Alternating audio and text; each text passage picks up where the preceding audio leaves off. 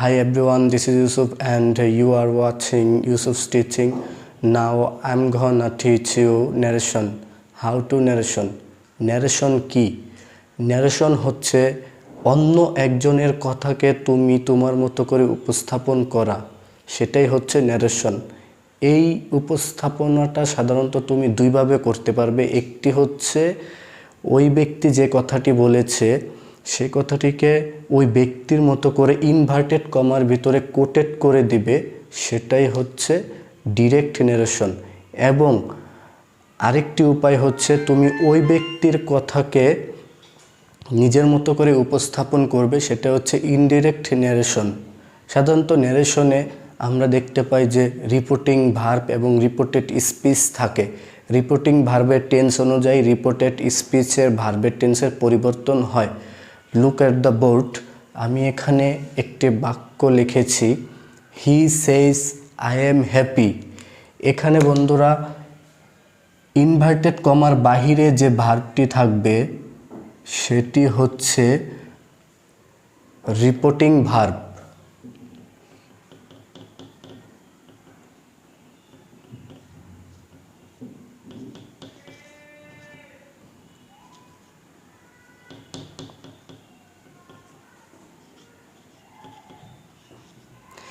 এবং ইনভার্টেড কমার ভেতরে যে অংশটি থাকবে সেটি হচ্ছে রিপোর্টেড স্পিচ।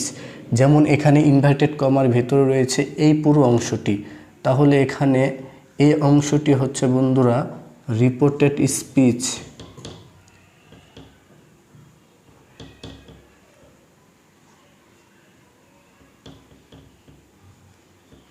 সাধারণত ন্যারেশন করার ক্ষেত্রে এই দুটো জিনিসই লক্ষ্য রাখতে হবে, এই দুটো জিনিস খুব গুরুত্বপূর্ণ।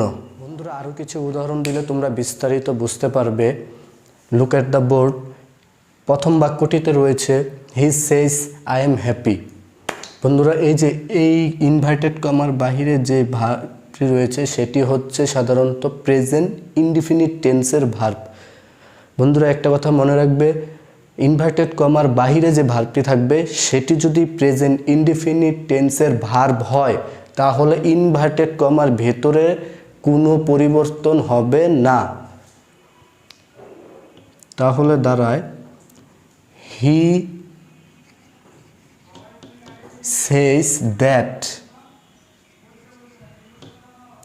বন্ধুরা ন্যারেশন করার ক্ষেত্রে তুমি এই কমার পরিবর্তে দ্যাটটা তোমাকে সৃষ্টি করতে হবে। তারপরে ইনভার্টেড কমার ভিতরে রয়েছে আই এম হ্যাপি। এই আইটা হচ্ছে সে, তাহলে এখানে আয়ের পরিবর্তে হি হবে হি ইজ হ্যাপি।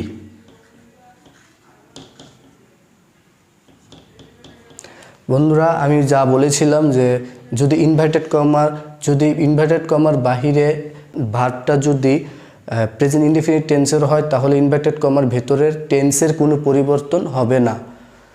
দ্বিতীয় বাক্য যদি আমরা দেখি, Rana has said I will play football.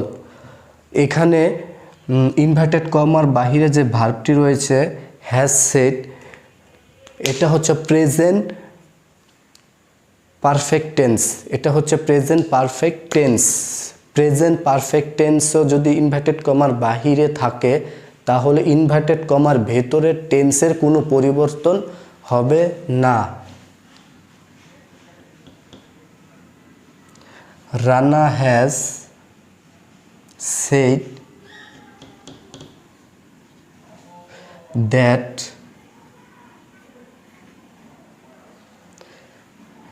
I will play football.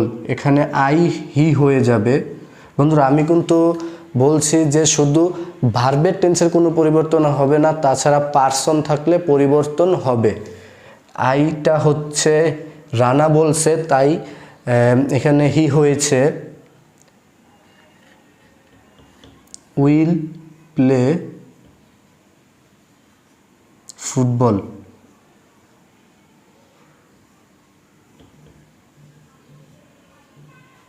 বন্ধুরা উইল প্লে ফুটবল এখানে কিন্তু ভেতরে টেন্সের কোনো পরিবর্তন হয়নি, কারণ ইনভার্টেড কমার বাহিরে এই হ্যাজ সেডটি হচ্ছে প্রেজেন্ট পারফেক্ট টেন্স। তাই ভেতরে কোনো পরিবর্তন হয়নি। এরকম আরেকটি উদাহরণ আছে, যেমন করিম উইল সেই, এটা হচ্ছে ফিউচার ইনডেফিনিট টেন্স। বন্ধুরা মনে রাখবে, ফিউচার ইনডেফিনিট টেন্সও যদি ইনভার্টেড কমার বাহিরে থাকে তাহলে ইনভার্টেড কমার ভেতরে টেন্সের কোনো পরিবর্তন হবে না। তাহলে এটা দাঁড়ায়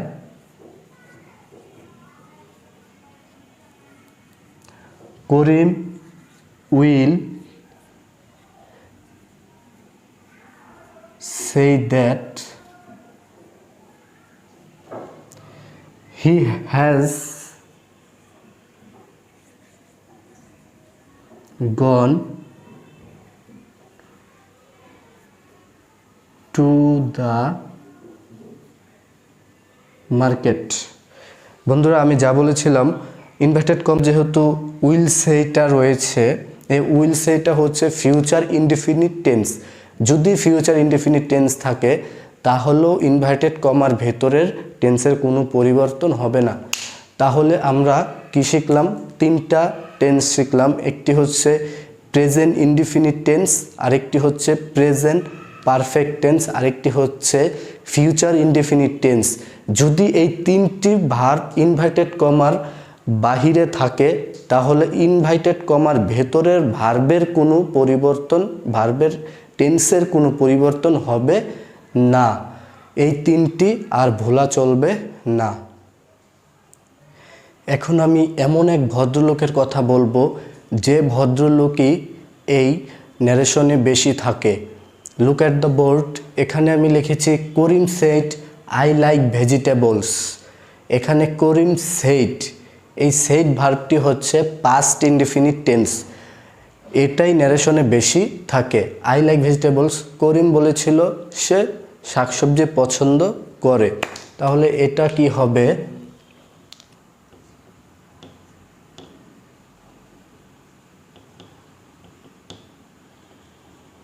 করিম said that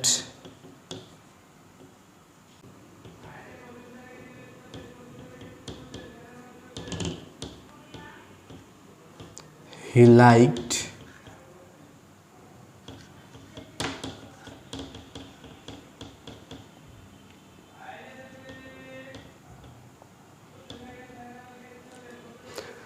বন্ধুরা তোমরা দেখতে পাচ্ছ এখানে করিম সেড আই লাইক ভেজিটেবল, এখানে করিম সেড। যদি ইনভার্টেড কমার বাহিরে পাস্ট ইনডেফিনিট টেন্স থাকে তাহলে ইনভার্টেড কমার ভেতরে যদি প্রেজেন্ট ইনডেফিনিট টেন্স থাকে তাহলে সেটা পাস্ট ইনডেফিনিট টেন্সে হয়ে যাবে। ঠিক একইভাবে আমি যেটা লিখেছি Karim said that he liked, liked ভার্বটি হচ্ছে, এখানে ছিল লাইক প্রেজেন্ট ইনডেফিনিট, এখানে হয়েছে past indefinite tense. Karim said that he liked vegetables. তাহলে বন্ধুরা যদি ইনভার্টেড কমার ভেতরে, ইনভার্টেড কমার বাহিরে যদি ভার্বটি পাস্ট ইনডেফিনিট টেন্সে হয় তাহলে অবশ্যই ইনভার্টেড কমার ভেতরে যে ভার্বটি থাকবে সেটি লক্ষ্য করে সাবধানের সাথে পরিবর্তন করতে হবে। এখানে ছিল প্রেজেন্ট ইনডেফিনিট টেন্স, আমি পাস্ট ইনডেফিনিট বানিয়েছি। এখন আমরা বিস্তারিত আলোচনা করব যে ইনভার্টেড কমার বাইরে যদি পাস্ট ইনডেফিনিট টেন্স থাকে তাহলে ইনভার্টেড কমার ভেতরে ভার্বের কোন টেন্স থাকলে কোন টেন্সে পরিবর্তন হবে। এখানে আমরা আরও কিছু উদাহরণ দেখতে পাচ্ছি, যেমন এখানে রয়েছে Swarna said to me I am helping you. এখানে আমরা দেখতে পাচ্ছি সেট ইনভার্টেড কমার বাহিরে যে ভার্বটি রয়েছে সেট, সেটি হচ্ছে পাস্ট ইনডেফিনিট টেন্স। তাহলে আমরা পাস্ট ইনডেফিনিট টেন্স থাকলে বলেছিলাম যে ইনভার্টেড কমার ভিতরে টেন্সের পরিবর্তন হবে। তাহলে এ বাক্যে রয়েছে প্রেজেন্ট কন্টিনিউয়াস টেন্স, তাহলে আমাদের এটাকে প্রেজেন্ট কন্টিনিউয়াস থাকলে হবে পাস্ট কন্টিনিউয়াস।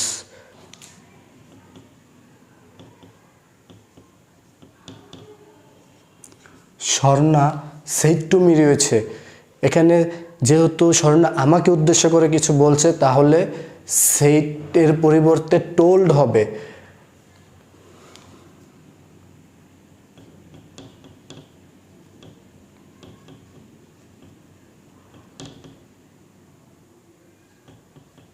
আবারও বলছি, যখন কেউ কাউকে উদ্দেশ্য করে কিছু বলবে তখন সেইটার পরিবর্তে টোল্ড হবে।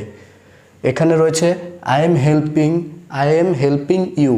প্রেজেন্ট কন্টিনিউয়াস টেন্স থাকলে সেটা হবে পাস্ট কন্টিনিউয়াস টেন্স এবং পার্সনগুলো পরিবর্তন হবে। শি ওয়াজ হেল্পিং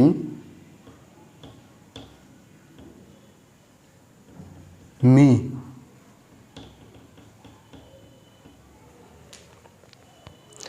বন্ধুরা এখানে আরেকটি সেন্টেন্স রয়েছে, he said to me I have on the match. এখানেও বন্ধুরা ইনভার্টেড কমার বাহিরে যেই ভার্বটি রয়েছে সেড, আমি বলেছিলাম ইনভার্টেড কমার বাহিরে যদি সেড থাকে বা পাস্ট ইনডিফিনিট টেন্স থাকে তাহলে ভেতরের টেন্সের পরিবর্তন হবে। তাহলে কি দাঁড়ায়? He told me. টোল্ডের পরে টু বসে না, সেইডের পরে টু বসে। টোল্ডের পরে কখনো টু বসে না। দ্যাট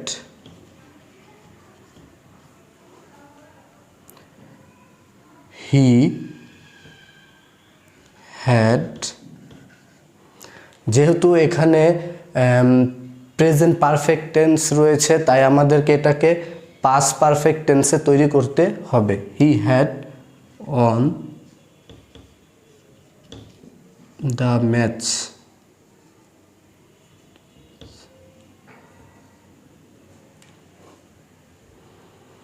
আশা করি বন্ধুরা তোমরা এটা সম্পূর্ণ বুঝতে পেরেছো। এরপরে রয়েছে Rina said to me I wrote a letter to you.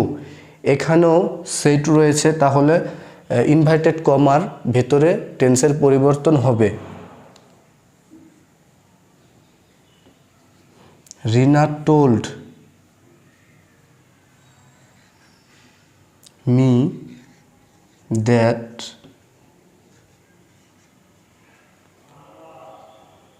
She, এখানে যেহেতু পাস্ট ইনডিফিনিট টেন্স রয়েছে তাহলে যদি পাস্ট ইনডিফিনিট টেন্স থাকে তাহলে সেটাকে পাস্ট পারফেক্ট টেন্সের পরিণত করতে হবে। Had written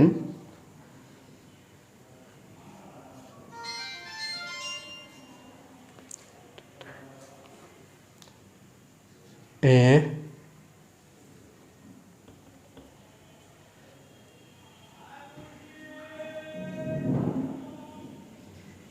letter to you, to me, me।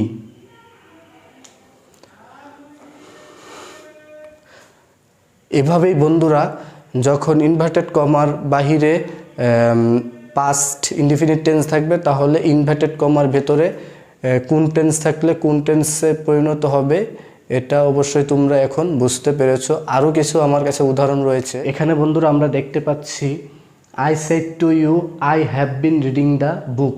এখানে বন্ধুরা ইনভার্টেড কমার বাহিরে যে ভার্বটি রয়েছে সেটি রয়েছে পাস্ট ইনডিফিনিট টেন্স, তাহলে আমাদের ভেতরে ভার্বের পরিবর্তন করতে হবে। তাহলে দাঁড়ায় I told you that I had I. এখানে রয়েছে প্রেজেন্ট পারফেক্ট কন্টিনিউয়াস টেন্স, তাই আমাদের এটাকে করতে হবে past perfect continuous tense. I had been reading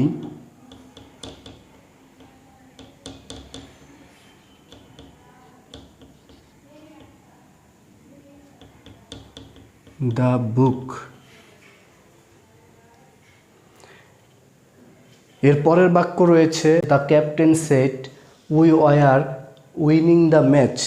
এখানে যেহেতু আমাদের ইনভার্টেড কমার ভেতরে পাস্ট কন্টিনিউয়াস টেন্স রয়েছে তাহলে আমাদের এটাকে করতে হবে past perfect continuous tense.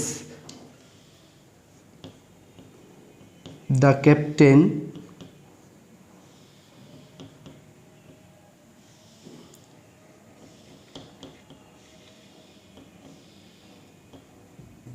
said that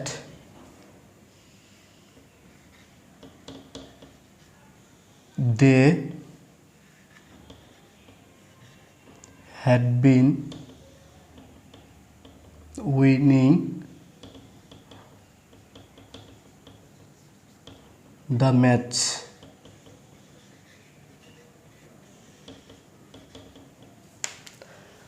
আশা করি বন্ধুরা তোমরা অবশ্যই এগুলো বুঝতে পেরেছো। তাছাড়াও আমি একটি চার্ট দিয়ে দেব, যে চার্টের মাধ্যমে তুমি বুঝতে পারবে ভেতরে কোন টেন্স থাকলে কোন টেন্সে রূপান্তর হবে।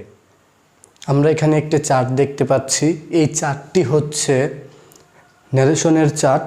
ন্যারেশনে যদি রিপোর্টিং ভার্ব যদি পাস্ট ইনডিফিনিট টেন্সের হয়, তাহলে ইনভার্টেড কমার ভেতরে এই টেন্সগুলো থাকলে এই টেন্সের পরিবর্তন হবে।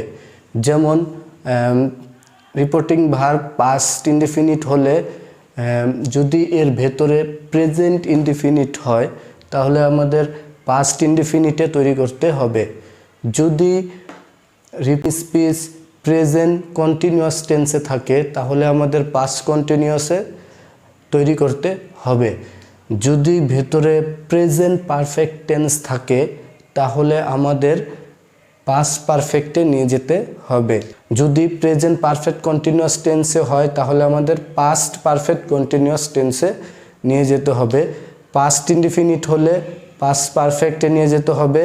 পাস্ট কন্টিনিউয়াস টেন্স হলে পাস্ট পারফেক্ট কন্টিনিউয়াস টেন্সে নিয়ে যেতে হবে। পাস্ট পারফেক্ট থাকলে পাস্ট পারফেক্ট টেন্সই থাকবে। এই চারটি অবশ্যই তোমরা ভালোভাবে শিখে নেবে, তাহলে তোমাদের ভুল হওয়ার সম্ভাবনা কম থাকবে। আজকের মতো ন্যারেশনের ক্লাসটি এখানে শেষ করছি। ন্যারেশনের উপর আমি আরও ক্লাস নেব। ধন্যবাদ সকলকে।